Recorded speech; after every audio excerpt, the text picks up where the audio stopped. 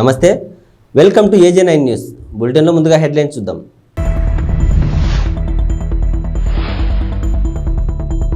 గిద్దలూరు ఎన్నికల రిటర్నింగ్ అధికారిని నాగజ్యోతి ఆధ్వర్యంలో స్వీప్ అవగాహన ర్యాలీ.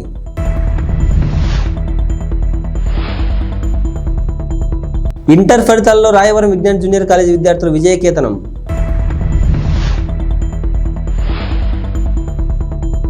కొంగు చాచి అడుగుతున్నాము, న్యాయం చేయండి, వైఎస్ శర్మిలారెడ్డి.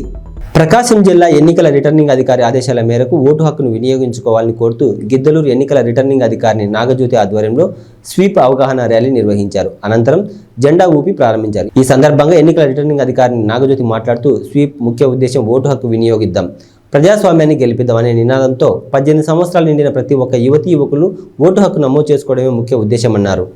18 సంవత్సరాలు నిండిన యువకులు ఎవరైనా ఓటు నమోదు చేసుకోకపోతే మరో చివరి అవకాశం ఉందని, ఖచ్చితంగా ఓటును నమోదు చేసుకుని భారత ప్రజాస్వామ్య పరిరక్షణ కోసం ప్రతి ఒక్కరూ తమ కర్తవ్యాన్ని గుర్తించి ఓటు వేయాలన్నారు.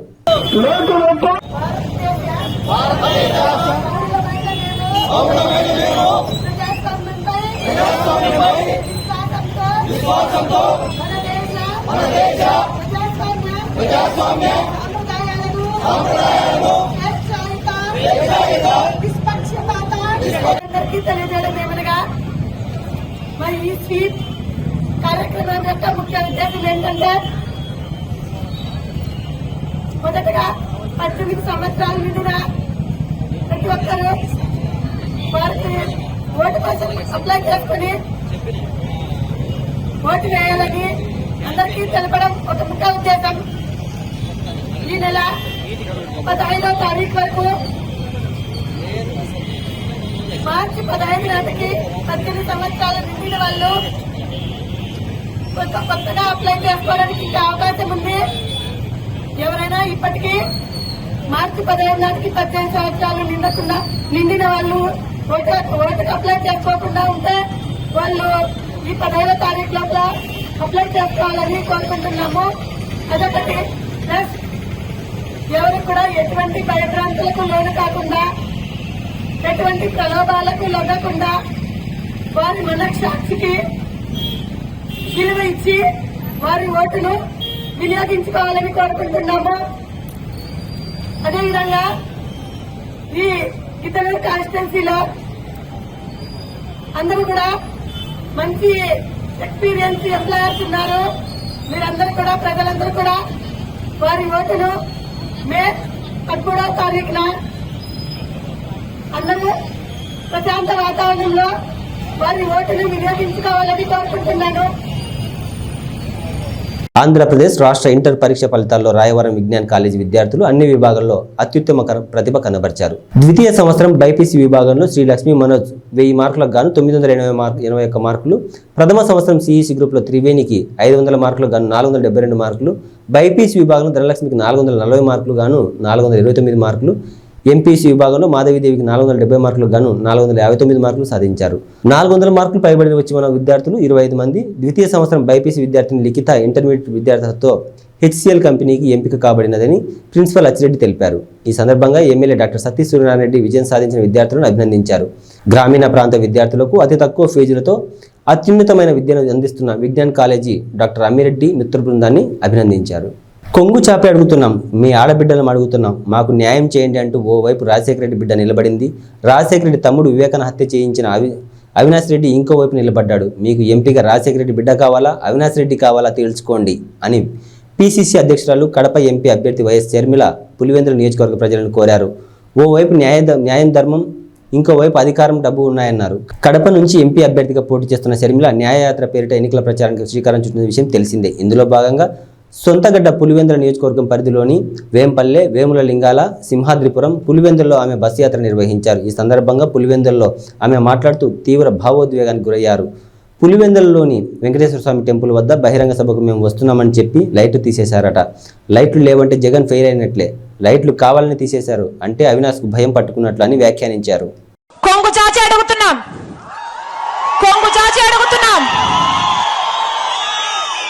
మీ ఆడబిడ్డలు అడుగుతున్నాం,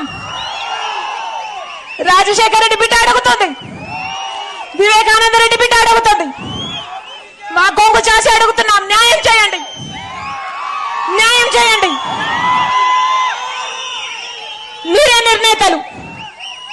నిర్ణేతలు. ఒకవైపు రాజశేఖర రెడ్డి బిడ్డ నిలబడింది, ఇంకోవైపు రాజశేఖర రెడ్డి గారి తమ్ముడిని వివేకానంద రెడ్డి గారి హత్య చేయించిన అవినాష్ రెడ్డి గారు ఇంకోవైపు నిలబడ్డారు. మీకు ఎంపీగా ఎవరు కావాలో, రాజశేఖర రెడ్డి బిడ్డ కావాలో లేకపోతే హత్య చేసిన అవినాష్ రెడ్డి గారు కావాలో మీరు తెలుసుకోండి. ఒకవైపు న్యాయం ఉంది, ఇంకోవైపు అధికారం ఉంది. ఒకవైపు ధర్మం ఉంది, ఇంకోవైపు డబ్బు ఉంది. మీరు ఏ వైపు నిర్ణయించుకోవాల్సిన సమయం వచ్చింది. నేను రాజశేఖర రెడ్డి బిడ్డను. పులి కడుపున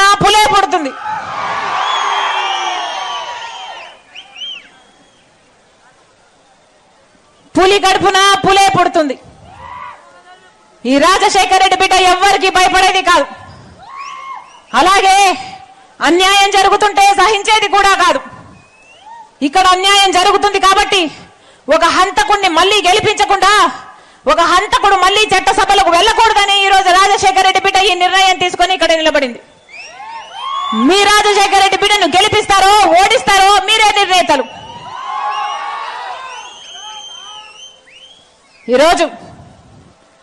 ఈ రోజుటికి 4 రోజులైంది కడప ఎంపీగా నేను నిలబడుతున్నాను అని. నేను కడప పార్లమెంటు స్థానంలో తిరగబట్టి 4 రోజులైంది.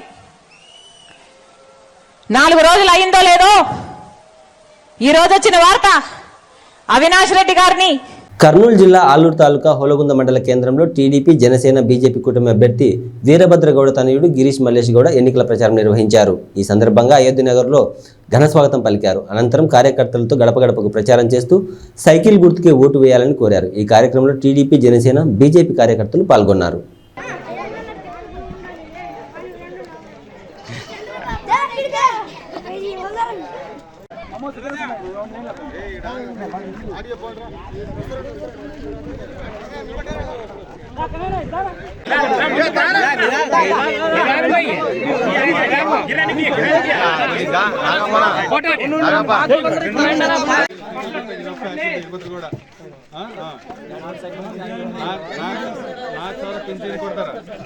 పింఛన్ ಕೊಡ್ತಾರ ರೈತರಿಗೆ 20,000 ರೂಪಾಯಿ ಕೊಡ್ತಾರ 3 ಫ್ರೀ ಕೊಡ್ತಾರೆ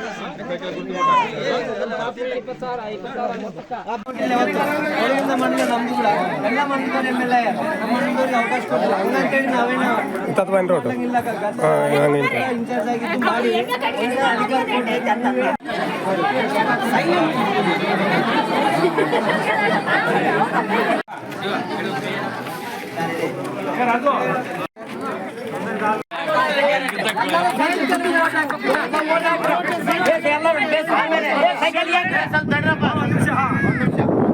ಬಾಬು ಶಿವರೆಡ್ಡಿ ಭವಿಷ್ಯತ್ ಗ್ಯಾರಂಟಿ ಕೇಳಾಗ ನಮ್ಮ ಚಂದ್ರಬಾಬು ನಾಯ್ಡು ಸೂಪರ್ 6 ಅಂಬದು ಇಟ್ಟಾರಕ್ಕ.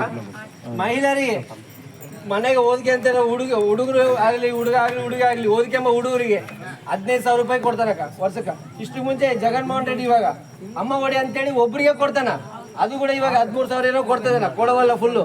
ಚಂದ್ರಬಾಬು ನಾಯ್ಡು ಬಂದ ಮೇಲೆ 15,000 ಮನೆಗೆ ಏಸ್ ಮಂದಿ ಹುಡುಗರು ಇದ್ರೆ ಆಸ್ ಮಂದಿಗೆ 15,000 ಕೊಡ್ತಾನಕ್ಕ. ఆడబిడ్డ నిధి కింద కొంచెం ఆడబిడ్డ నిధి కింద 18 సంవత్సరాల నుండి 55 సంవత్సరాలు ఉన్నంత వరకు ఉన్న వాళ్ళకి నెలకు 1,500 రూపాయలు ఇస్తాడక్క. తర్వాత దీపం పథకం కింద మనం ఇంతకు ముందు గ్యాస్ స్టవ్ ఒక సిలిండర్ ఇస్తుంటే ఈ ప్రభుత్వం ఇయ్యలేదు. మేము మా చంద్రబాబు నాయుడు ప్రభుత్వం పోయిన తర్వాత ఈ ప్రభుత్వం ఇయ్యలేదు. గ్యాస్ పథకం కింద మనం అప్పుడు ఒక సిలిండర్ ఒక స్టవ్ ఇస్తుంటే అదే మళ్ళీ దీపం పథకం తెచ్చి సంవత్సరానికి 3 గ్యాస్ సిలిండర్లు ఉచితంగా ఇస్తున్నాడు మా చంద్రబాబు నాయుడు. తర్వాత మహిళలకు అక్క నేను చెప్పేది మహిళలకి జిల్లాలో ఎక్కడ తిరిగినా ఉచితంగా బస్సు ప్రయాణం. ఏమక్క రైతులకి ఇక్కడ ఉన్నటువంటి రైతులకి ఆర్థిక సాయం రైతు భరోసా కింద సంవత్సరానికి 20,000 రూపాయలు ఆర్థిక సాయం చేస్తున్నాడు అక్క. ఇవన్నీ బాబు ష్యూరిటీ భవిష్యత్ గ్యారంటీ కింద. తర్వాత యువతకు మన ఉన్న యువత జగన్మోహన్ రెడ్డి ప్రభుత్వం వచ్చిన తర్వాత మన యువతకు ఉద్యోగాలు లేక ఎంత నష్టపోతున్నారో మనం చూస్తున్నాం. ఏమన్నా ఇక్కడ ఉన్నటువంటి యువత ఎవరైనా కానీ 20 లక్షల ఉద్యోగాలు చంద్రబాబు నాయుడు ప్రకటించినాడన్నా. ఉద్యోగాలు రాని వాళ్ళకి నిరుద్యోగ వృత్తి కింద 3,000 రూపాయలు కూడా మా చంద్రబాబు నాయుడు ఘనత ఇస్తున్నాడన్నా. ఈ ఘనత చంద్రబాబు నాయుడుకి దక్కుంది. గతంలో చంద్రబాబు నాయుడు ఉన్నప్పుడే ఈ ఆలూరు తాలూకా అభివృద్ధి చెందింది. రాబోయే ప్రభుత్వం 30 రోజుల్లో చంద్రబాబు నాయుడు ప్రభుత్వమే రాబోతుంది. మీరు దయచేసి ఈ 5 సంవత్సరాలు ఎవరికైతే ఓటేసి మోసపోయారో ఈసారి సైకిల్కి ఓటేసి గెలిపించండి. తెలుగుదేశం పార్టీ అభ్యర్థిగా ఒడుగుంద మండలం వాసునిగా వీరభద్ర కూడా నిలబడినాడు. ఒకటి గురువ మా నాగరాజ్ అని నిలబడినాడు ఎంపీకి, ఒకటి ఎమ్మెల్యేకి 2 సైకిల్ ఓటేసి గెలిపించండాక మీ పనులు ఏమున్నా చేస్తామక. రైల్వే శాఖ మాజీ కేంద్ర సహాయ మంత్రి కోట్ల సూర్యప్రకాష్ రెడ్డి వైసీపీ నాయకులకు వార్నింగ్ ఇచ్చారు. ఆర్థిక శాఖ మంత్రి బుగ్గన అనుచరుడు డోన్ మండలం కమలాపురం సర్పంచ్ అర్జున్ రెడ్డి తన అనుచరులతో కలిసి కోట్ల సూర్యప్రకాష్ రెడ్డి సమక్షంలో తెలుగుదేశం పార్టీ కండువా కప్పుకున్నారు. ఈ నేపథ్యంలో భారీ ఎత్తున ర్యాలీ నిర్వహించారు. ఈ సందర్భంగా మాట్లాడుతూ అర్జున్ రెడ్డికి అలాగే ఆయన అనుచరులకు తన కుటుంబం అండగా ఉంటుందని హామీ ఇచ్చారు. వైసీపీ నాయకుల కేసులకు భయపడమని ఆయన హెచ్చరించారు. డోన్ నియోజకవర్గంలో తాగునీటి సమస్య అధికంగా ఉందని, తాము అధికారంలోకి వచ్చిన వెంటనే తాగునీటి సమస్యను తీరుస్తామని హామీ ఇచ్చారు. కుటుంబాలు కూడా అదే మంచి కుటుంబాలు. కొన్ని కారణాల వల్ల రాష్ట్రం విడిపోయినాక మేము కర్నూలు పోయినా కాబట్టి ఇక్కడ కొన్ని ఇబ్బందులు వచ్చాయి. దాన్ని దృష్టి పెట్టుకొని మన కర్నూలులో నేను ఎంపీగా 3 సార్లు పోటీ చేశాను. ఈసారి కుటుంబాలకు ఇచ్చాను. నేను ఏ కులానికి వ్యతిరేకం కాదు. చంద్రబాబు నాయుడు పిలిపించి మీరు జోన్లో పోటీ చేయండి, జోన్లో పరిస్థితి బాగాలేదు అంటే ఇందులోకి వచ్చాను. ఈరోజు జోన్లో బ్రహ్మాండమైన రెస్పాన్స్ వస్తుంది. గతంలో మేము చేశాం. గతంలో మా నాన్నగారు ఎమ్మెల్యే చేశారు, నా భార్య చేసింది, నేను ఎంపీ చేశాను. కాబట్టి అన్ని గ్రామాలకు సంబంధం ఉన్నాయి. చాలా మంది సంతోషపడుతున్నారు. మళ్ళీ మా సొంత ఇంట్లో మేము పోయిన దాంట్లో ఫీల్ అవుతారు అన్ని కులాలు కూడా. కాబట్టి తప్పకుండా అర్జున్ రెడ్డి మేము స్వాగతం పలుకుతున్నాం. అర్జున్ రెడ్డి వాళ్ళ 19 మిత్రుల్ని వాళ్ళ మన గ్రామస్తులందరూ కూడా స్వాగతం పలికి అర్జున్ రెడ్డి గారు స్వయంగా చెప్పారు అక్కడ మాకు నష్టపోయే మర్యాద. కానీ ఏనాడు కూడా ప్రకాష్ రెడ్డి తెలుగుదేశం రెడ్డి నష్టపోయేది ఎవరు చెప్పట్లేదు, ఎవరు చెప్పట్లేదు మహిళలు. కానీ ఇక్కడ లారీ ట్రాన్స్పోర్టర్స్ కానివ్వండి, మార్కెట్ కానివ్వండి, రకరకాల ఇబ్బందులు పెడతారు. పోలీసులు పెట్టుకొని వాళ్ళ పేరు పెట్టి భయపెడుతుంది. వాస్తవమే. మళ్ళీ ఏం చేస్తుంటే ఎలక్షన్ కమిషన్ ఏం చేస్తుంది, పోలీసులు ఏం చేస్తారు. పోలీసులు తొత్తులేదు. నేను కూడా పోలీసులు మరొకసారి వార్నింగ్ ఇస్తున్నా. మీ కాలం దగ్గరికి అయింది.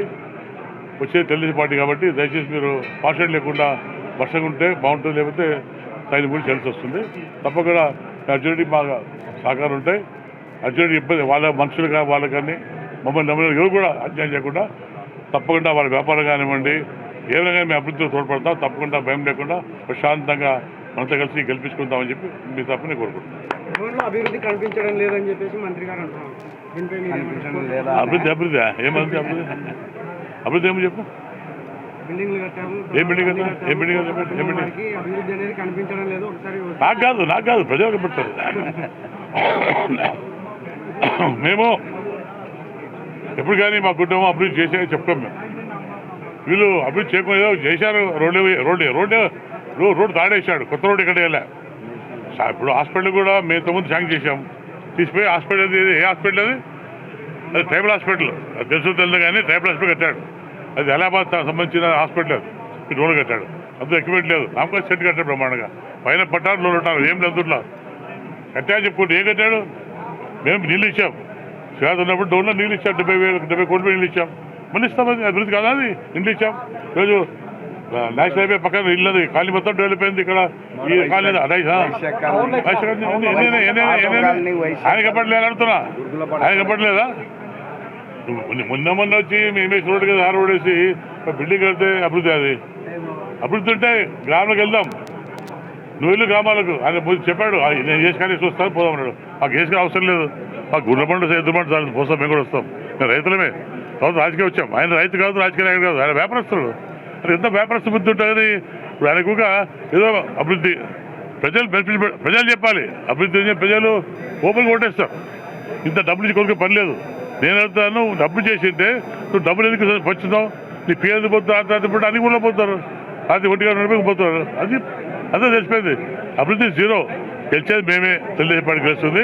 అప్పుడు అభివృద్ధి చూపిస్తాం. మళ్ళీ మేము ఆయనకు చూపిస్తాం. అభివృద్ధి చూపిస్తాం. మేము రాష్ట్ర ప్రజల శ్రేయస్సే తన శ్రేయస్సు అనుకుంటూ రాష్ట్ర ప్రజల కోసం ఎన్నో అనేక రకమైన సంక్షేమ పథకాలు ప్రవేశపెట్టిన ఘనత జగన్మోహన్ రెడ్డికే దక్కుతుందని పశ్చిమ నియోజకవర్గ ఎమ్మెల్యే అభ్యర్థి అడారి ఆనంద్ కుమార్ అన్నారు. 92వ వార్డు వెంకటాపురంలో ఎన్నికల ప్రచారంలో భాగంగా జీవీఎంసీ కోఆప్షన్ సభ్యులు బెహ్రా భాస్కర్ రావు, పశ్చిమ నియోజకవర్గం ఎమ్మెల్యే అభ్యర్థి అడారి ఆనంద్ కుమార్ కలిసి పలు ప్రాంతాల్లో పర్యటించారు. అనంతరం ప్రతి ఇంటికి వెళ్లి జగన్మోహన్ రెడ్డి చేస్తున్న సంక్షేమ అభివృద్ధి పథకాలు ప్రజలకు వివరించారు. ఫ్యాను గుర్తుపై ఓట్లు వేసి గెలిపించాలని అభ్యర్థించారు. అనంతరం రోడ్ షోలో ఆనంద్ కుమార్కు అడుగడుగున ప్రజలు భ్రమరథం పట్టారు. పూలమాలలు, మహిళలు మంగళహారతులతో స్వాగతం పలికారు. ఈ కార్యక్రమంలో అభిమానులు, కార్యకర్తలు పాల్గొన్నారు. అయితే నా తాలూకా ఆలోచన ఏంటంటే కంపెనీ ద్వారా యుద్ధం చేసి కంపెనీ మూసేస్తే అన్ఎంప్లాయ్మెంట్ వచ్చేస్తుందేమో అన్న భయం కొద్దీ మనకేం కావాలో కంపెనీని కోరుకుందాం అని చెప్పేసి మిమ్మల్ని శాంతింప చేయడానికి ప్రయత్నం చేశాను. అదొకటే నేను చేసిన తప్పు. మీరు ఆవేశంలో ఉన్నారు, నా మాట వినలేదు. ఆవేశంలో ఉండి నా మాట వినకపోయి ధర్నా అయింది, కేసులు పెట్టారు. అన్యాయంగా ఈ ప్రాంతంలో ఉన్న పిల్లలు ఆ టైంలో కేసులు పెట్టడం వల్ల ఈరోజు కూడా కోర్టు చుట్టూ తిరుగుతున్నారు. మనం కోరుకునేది రేపు అధికారంలో జగన్మోహన్ రెడ్డి గారు రాగానే, అలాగే ఈ ప్రాంతంలో శాసనసభ్యుడు అవగానే అడగవలసిన కోరిక మా పిల్లల మీద ఏవైతే కేసులు పెట్టారో ఆ కేసులన్నీ పూర్తిగా రద్దు చేయించండి అని చెప్పేసి సభాముఖంగా నేను కోరుతున్నా. అలాగే ఇది ఇమీడియట్ గా సాల్వ్ చేయండి అంటే ఈరోజు ఆయన ఒక ల్యాండ్ని చూపించి మన ప్రభుత్వం వాళ్ళకి ఒక ల్యాండ్ ఇస్తూ వాళ్ళ ల్యాండ్ మనం తీసుకొని ఇంకొక 10 రోజులు ఉంటే శంకుస్థాపన కూడా అయిపోయింది. కోడ్ రావడంతో ఈ రోజు ఈ 10 రోజులుగా ఆగింది. ఎలక్షన్ అయిపోగానే ఇమీడియట్ గా ఏకేసీ కాలనీలో G+4 గ్రూప్ హౌసింగ్ కి శాంక్షన్ చేసిన గొప్ప ఘనత మన ముఖ్యమంత్రి గారు.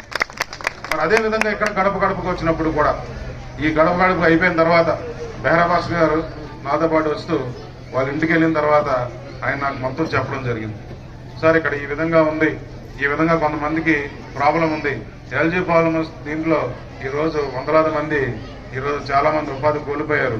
దీనికి ఏదో ఒకటి మనం చెయ్యాలి అని అంటే నేను ఈ గడప అయిన తర్వాత ఆయన అపాయింట్మెంట్ తీసుకొని ఆ ముఖ్యమంత్రి గారి దగ్గరికి వెళ్ళడం జరిగింది. నర్సీపట్నం మున్సిపాలిటీ 28వ వార్డు అయ్యన్న కాలనీలో ఎన్నికల ప్రచారంలో భాగంగా మాజీ మంత్రి చింతకాయల అయ్యన్న, సతీమణి కౌన్సిలర్ చింతకాయల పద్మావతి ఎన్నికల ప్రచారం నిర్వహించారు. ఆమె వెంట కుటుంబ సభ్యులు ప్రచారంలో పాల్గొన్నారు. ఇంటింటికి తిరుగుతూ టీడీపీ పార్టీ మేనిఫెస్టో ప్రజలకు ఇస్తూ టీడీపీ అధికారంలోకి వచ్చిన తర్వాత అమలయ్యే పథకాలను వివరిస్తూ ఇంటింటి ప్రచారం నిర్వహించారు. ఈ సందర్భంగా పద్మావతి మాట్లాడుతూ ఈ వైసీపీ పార్టీ దుష్ట పాలనకు చరమగీతం పాడవలసిన సమయం వచ్చిందన్నారు. సైకో జగన్ పాలనపై ప్రజలు ఎంతో విసుగు చెందారని, రానున్న ఎన్నికల్లో టీడీపీ గెలుపు ఖాయమని అన్నారు. రాష్ట్రం అభివృద్ధి చెందాలంటే ఖచ్చితంగా టీడీపీ రావాలని, ప్రతి ఒక్కరూ కూటమికి ఓటు వేసి నర్సీపట్నంలో చింతకాయల అయ్యన్న పాత్రుడిని అనకాపల్లి ఎంపీగా సీఎం రమేష్ని గెలిపించాలని కోరారు. ఈ కార్యక్రమంలో ప్రజలు, నాయకులు, కార్యకర్తలు పాల్గొన్నారు. మీకు ఆదరణ ఎంతవరకు కోరింది, అసలు ఎట్లా ఈ ప్రచారాన్ని ముందు తీసుకెళ్తున్నారు? అసలు ప్రతి దగ్గర మహిళలు ఎంతో సంతోషంగా ఫస్ట్ మోడీ అని చెప్పగానే వాళ్ళ మొహాల్లో చిరునవ్వు వస్తుందండి. తప్పకుండా మేము బీజేపీకి వేస్తాం, సీఎం రమేష్ గారిని గెలిపిస్తాం, అలాగే సైకిల్ గుర్తుకేసి చంద్రబాబు నాయుడిని సీఎం చేస్తామని ప్రతి ఒక్కరూ ముందుకొచ్చి చెప్తున్నారు. ఇక్కడ 5 ఏళ్లలో మేము ప్రతి రోడ్డు మేము సిమెంట్ రోడ్లు అన్నీ చూస్తూ ఉంటే సిమెంట్ రోడ్లు మధ్యలో కట్ చేసేసారండి. సిమెంట్ రోడ్లు కట్ చేయక్కర్లా, కట్ చేసి అంటే ప్రతి ఊర్లో రోడ్లు లేవు, బ్రిడ్జిలు లేవు. అభివృద్ధి అనేది చాలా జీరో చేసేసారు. అభివృద్ధి లేదు ఈ 5 ఏళ్లలో. అంటే మోడీ గారు ఏం చెప్పారంటే స్వచ్ఛ భారత్ అన్నారు. ఎక్కడండి అనకాపల్లిలో చూస్తే ఎక్కడ అంత డ్రైనేజ్ దోమలు, విపరీతమైన దోమ. ఎందుకు చేయలేకపోయినారు ఈ 5 ఏళ్ళు? ఎలాంటి అభివృద్ధి లేదు. కాకపోతే జనాల్లో మాత్రం అవేర్నెస్ చాలా బాగుందండి. ఈసారి ఖచ్చితంగా మేము చంద్రబాబు నాయుడిని సీఎం చేస్తాం. అనకాపల్లి నుంచి ప్రధానమంత్రికి ఒక బహుమతిగా మేము ఇస్తామని. 2 ఓట్ల క్యాంపెయిన్ ఎట్లా చాలా అవేర్నెస్ ఉందండి. పెద్ద ముసలి వాళ్ళు కూడా, చదువు ఏం లేని వాళ్ళు కూడా నేను మోడీకి ఓటు అంటే సీఎం రమేష్ గారికి ఓటేస్తామంటున్నారండి. అంత అవేర్నెస్ ఉంది. నేను రమేష్ గారిని గుర్తుపడతారా లేదనుకుని మోడీ గారికి కమలం గుర్తుంటే మాకు సీఎం రమేష్ గారు తెలుసండి, మేము సీఎం రమేష్ గారికి ఓటేస్తాం. చిన్న చిన్న ఊర్లు నిన్న పాయకరావుపేటకి వెళ్ళాం. అందులో ఒక ముసలాం వచ్చింది మా దగ్గరకు వచ్చి చంద్రబాబు నాయుడిని జైల్లో పెట్టారు అని ఎంత బాధతో ఏడుస్తూ చెప్తుందంటే అట్లాంటి వాడిని మేము ఊరికే వదిలిపెట్టాము అని కసిగా ఉన్నారండి. అంటే ఏ తప్పు చేయకుండా బాబు గారిని తీసుకెళ్లి జైల్లో పెట్టారు అనేది జనాల్లో చాలా ఉందండి, అవేర్నెస్ ఉంది. మనమేం ప్రత్యేకంగా ఇది కొత్తగా మన 2 గుర్తులు అని కన్ఫ్యూజన్ కూడా లేదండి, జనాల్లో చాలా క్లియర్గా ఉన్నారు అందరూ. మళ్ళీ యూత్ కూడా చాలా, అంటే యూత్లో ఇక్కడ మెయిన్గా అనకాపల్లిలో యూత్కి జాబ్స్ లేవు. యూత్ అందరూ కూడా ఎక్కడికి పోయినా ఫస్ట్ ఓటు మాకు మోడీకి సైకిల్కు వేస్తాము అని చెప్పి అందరూ చెప్తా ఉన్నారండి. ధర్మాన ప్రసాదరావు నాయకత్వంలో ఆయన నివాసం వద్ద పలువురు వైఎస్ఆర్సీపీ పార్టీలో చేరారు. దాదాపు 150 మంది కుటుంబాలు కండువా కప్పుకొని పార్టీలో చేరారు. ఈ సందర్భంగా మాట్లాడుతూ రాజధాని విశాఖపట్నం రాబోతుందని, జగన్మోహన్ రెడ్డి మరలా ముఖ్యమంత్రి అయితే అందరికీ మంచి జరుగుతుందని అన్నారు. ఈ కార్యక్రమంలో నాయకులు, కార్యకర్తలు పాల్గొన్నారు. వైఎస్ఆర్ కాంగ్రెస్ పార్టీని ఎంచుకోవడం ముఖ్యంగా యువకులైనటువంటి వాళ్ళు సరైన నిర్ణయం చేశారని మహేంద్రని, ఆయన స్నేహితుల్ని నేను అభినందిస్తూ ఉన్నాను. ఊరకనే టీవీల్లో ఏ పార్టీకి ఆ పార్టీ చేసుకునేటువంటి ప్రచారాల కంటే, ఊటకపు మాటల కంటే, కళ్ళెదురుగా కనిపిస్తున్నటువంటి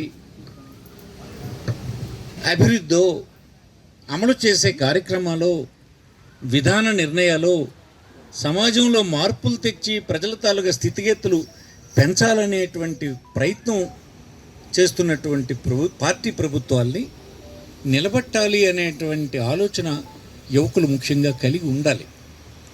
ఎందుచేతనంటే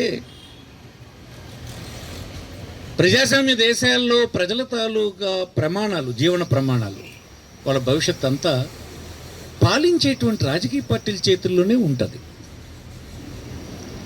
ఎవరికో ఒకరికి ఇచ్చేసి అన్నీ బాగుపడాలంటే బాగుపడదు. మీరు ముఖ్యంగా యువకులు తెలుసుకోవాల్సింది ఆ ప్రభుత్వపు నిర్ణయాలతోటి మన తాలూకు జీవితాలు మెరుగుపడడమా, తరిగిపోవడమా, దివాలా తీయడం అన్నది ఉంటుంది. చంద్రబాబు గారు ఏంటి ఇప్పుడు మీరు చెప్పండి, చంద్రబాబు ఎక్కడ నివాసం ఉంటున్నాడు? ఇక్కడికి వచ్చిన పిల్లలందరూ మీరు గమనించారా? ఎక్కడ ఉంటాడో ఈ కుర్రాలు చెప్పాలి నాకు. ఇలా అమరావతి అనే పేరుతో రియల్ ఎస్టేట్ వ్యాపారం చేస్తాడు. దానికి గాను ముఖ్యమంత్రి ఇక్కడ అవ్వాలి. అతను వస్తే విశాఖపట్నం రావాల్సినటువంటి ఎగ్జిక్యూటివ్ క్యాపిటల్ని ఎత్తేసి అమరావతిలో పెట్టి 50,000 ఎకరాలు అమ్ముతాడు 5 సంవత్సరాలు. అది కానీ అతని కుటుంబం మాత్రం ఇక్కడ రాడు. ఇక్కడ వేడిగా ఉంటుంది, ధూళి పడిపోతుంది, ఎండ ఎక్కువ ఉంటుంది. అక్కడ హాయిగా చల్లగా ఉంటుంది. హైదరాబాద్లో ఉంటుంది. అతను మనకు ముఖ్యమంత్రి. మన పిల్లలేమో ఎగిరి గెంతేసేసి సైకిలో అని అంటే ఏమిటంటున్నారు? నాలెడ్జ్ ఉందా? ఫస్ట్ అతన్ని అడగాలి మీరు. ఎవరైనా ఎక్కడ ఉంటాడు ముఖ్యమంత్రి అని, ఎక్కడ ఉండాలి ముఖ్యమంత్రి? అంత ఘోరం అన్నమాట. అసలు తెలుగుదేశం తాలూగా నిర్ణయం ఏంటి నాయన చెప్పమను. విశాఖపట్నంలో క్యాపిటల్ పెట్టడానికి, ఎగ్జిక్యూటివ్ క్యాపిటల్, కార్యనిర్వాహక రాజధానిని పెట్టడానికి ఈ జిల్లాలో ఉండేటువంటి అచ్చెన్నాయుడు, రామ్మోహన్ నాయుడు, కోన రవికుమారో ఇంకొకరో తెలుగుదేశం అభ్యర్థులు, మీ అభిప్రాయం ఏంటి చెప్పండి. అసలు విశాఖపట్నంలో పెట్టడానికి మీరు అనుకూలరా, పెట్టొద్దని అంటారా? చెప్పండి, మీరేం చెప్తారో చెప్పండి జనంకి. ఓటేమని అంటున్నారు కదా, ఓటేసే ముందు మీరు చెప్పండి, విశాఖపట్నంలో ఇది పెట్టడం మీరు అనుకూలమా, ఎత్తేస్తారా? ఇక్కడిది మన గవర్నమెంట్ వస్తే, మీ అందరూ సమర్థించినటువంటి వైఎస్ఆర్ కాంగ్రెస్ పార్టీ వస్తే మన విశాఖపట్నంలోనే క్యాపిటల్ని, రాజధానిని పెట్టించడం జరుగుతుందని ముఖ్యమంత్రి గారు చెప్పారు. ఇది మీరు ఇంటింట ప్రచారం చేయండి. వాళ్ళు చెప్పరు. ఆ ముఖ్యమంత్రి గారు ఎవరు? పాత ముఖ్యమంత్రి గారు, వైఎస్ఆర్ తెలుగుదేశం పార్టీ అధ్యక్షులు చంద్రబాబు గారి రియల్ ఎస్టేట్ వ్యాపారానికి సపోర్ట్ చేస్తారు.